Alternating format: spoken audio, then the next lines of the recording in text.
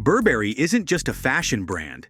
It's a story, a roller coaster, a true British legend that's been torn down and built back up more than once. Founded in 1856, it was once synonymous with British aristocracy and sophistication. But somewhere along the way, especially in the early 2000s, it became chavvy, overexposed, and mocked in the press.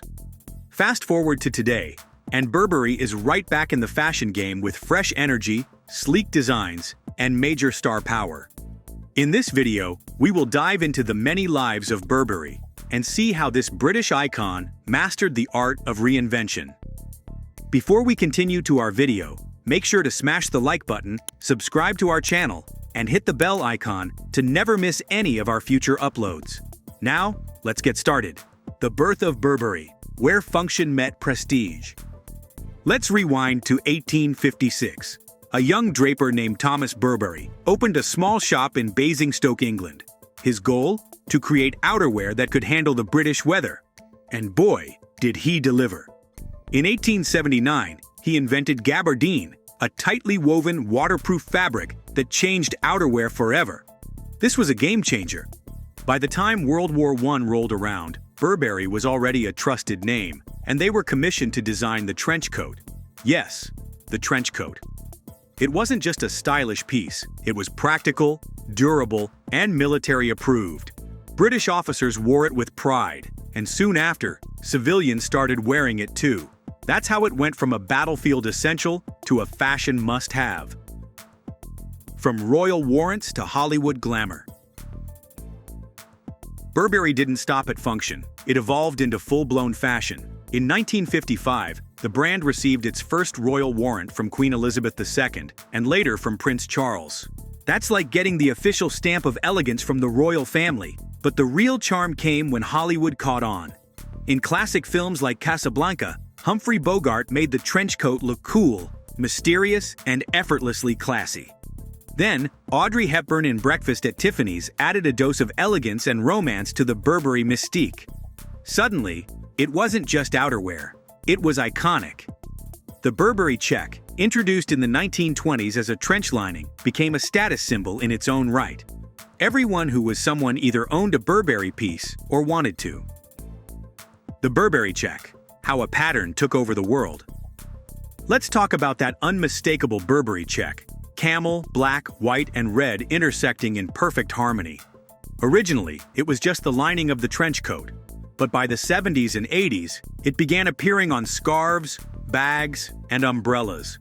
It was sleek, subtle, and shouted luxury without saying a word. But then something happened. In the late 90s and early 2000s, Burberry licensed its name too freely, and suddenly, the check was everywhere. Like, everywhere. Baseball caps, baby strollers, even dog accessories. Burberry got overexposed. What once felt exclusive now felt a little cheap. The tipping point? A certain kind of British subculture started adopting the check as their uniform. Enter the chav era. The media didn't hold back, and the brand's image took a serious nosedive. Celebrities wearing head-to-toe check were mocked instead of admired. The chav crisis, when fashion's darling became a punchline. In the early 2000s, Burberry hit a wall, and it hit hard. The term chav exploded in the UK, describing a stereotype associated with low-income, flashy streetwear culture. Unfortunately for Burberry, their iconic check had become the uniform of that stereotype. Tabloids mocked it. Fashion insiders abandoned it. Even EastEnders characters were spotted in the print, and not in a good way. When Daniela Westbrook, a soap actress, showed up in head-to-toe Burberry check, including her baby's stroller, it became a meme before memes were even a thing. Sales plummeted, the brand's prestige evaporated, and the once glamorous label was suddenly uncool. It was a branding nightmare. Luxury brands live off their image, and Burberry's had been hijacked. Enter Christopher Bailey, the man who made Burberry cool again. Cue Christopher Bailey, the designer who took over as creative director in 2004 and later CEO. Bailey didn't just tweak the brand, he gave it a whole new soul. He understood that the British identity was key, but it needed modernizing. So, He played with the codes, trench coats got edgier, campaigns got glossier, and British cool was reborn. Bailey brought in the likes of Kate Moss, Emma Watson, and Cara Delevingne, creating a new, youthful, fashion-forward image.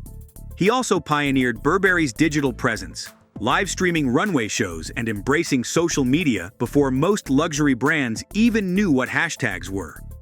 The check was reintroduced carefully, tastefully. Gone were the all-over prints. In came strategic accents and sleek tailoring. Bailey made Burberry desirable again. Riccardo Tisci and the streetwear shift. In 2018, Riccardo Tisci took the reins as chief creative officer, and Burberry took a sharp turn toward streetwear luxury. Known for his work at Givenchy, Tisci brought with him a darker, edgier, more urban aesthetic. He updated the logo, clean, bold, modern. He also introduced a new monogram with interlocking TB letters in honor of founder Thomas Burberry. Some loved it, some missed the old charm.